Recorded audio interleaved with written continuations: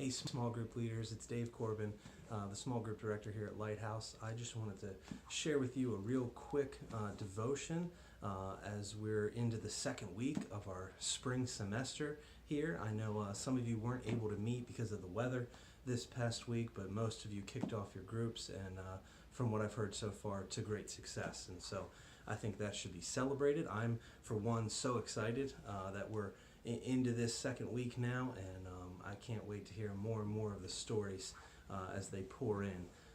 But just real quick, I wanted to share with you a thought that's been on my heart and my mind in regards to groups, and really it starts in John 13, where Jesus says, "A new commandment I give to you, that you love one another just as I have loved you. You also are to love one another. By this all people will know that you are my disciples, if you have love for one another."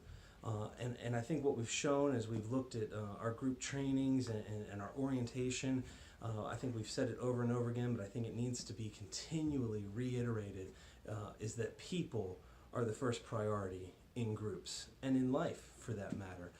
And with people, we must love those people. That Jesus says that this is the new commandment. Like you've seen the 600 some odd commandments I've given in the Old Testament. This is the new commandment I give to you. Love one another. That really what all God's always wanted is our hearts to be after His heart.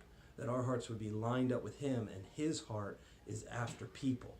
His heart is love towards people. And sometimes that love plays itself out in discipline, and sometimes that love plays itself out in pleasure, but it's always love from the heart of God, and that we should be seeking to line our hearts up with that heart of God, that we should love one another. And it's through this love that people will know that we are with Jesus. It's through this love of one another that others will be able to look into our lives and see, hey, they know Jesus. They've been changed by Jesus because of the way they love.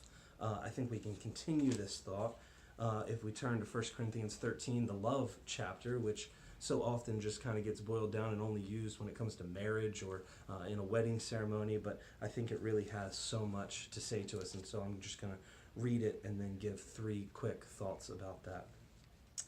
Paul tells us, "If I speak in the tongues of men and of angels, but I have not love, I am a noisy gong or a clanging cymbal. And if I have prophetic powers and understand all mysteries and all knowledge, and if I have all faith so as to remove mountains, but I have not love, I am nothing.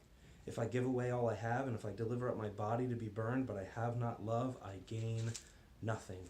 Because love is patient and kind. Love does not envy or boast.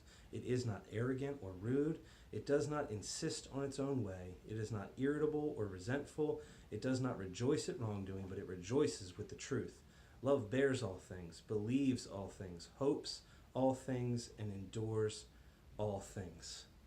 And so what I think we need to remember and really be intentional about when it comes to love is simply this, that when it comes to love, we put people before power.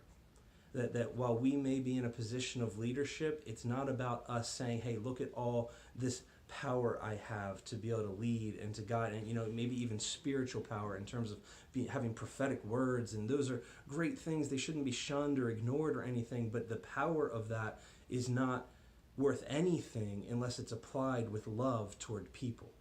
And so love is all about people before power. Love is also all about people before points.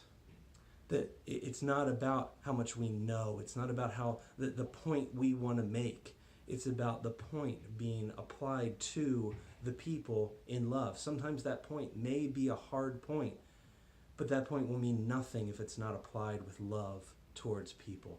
And so it's people before power, and it's people before points, and it's people before preference.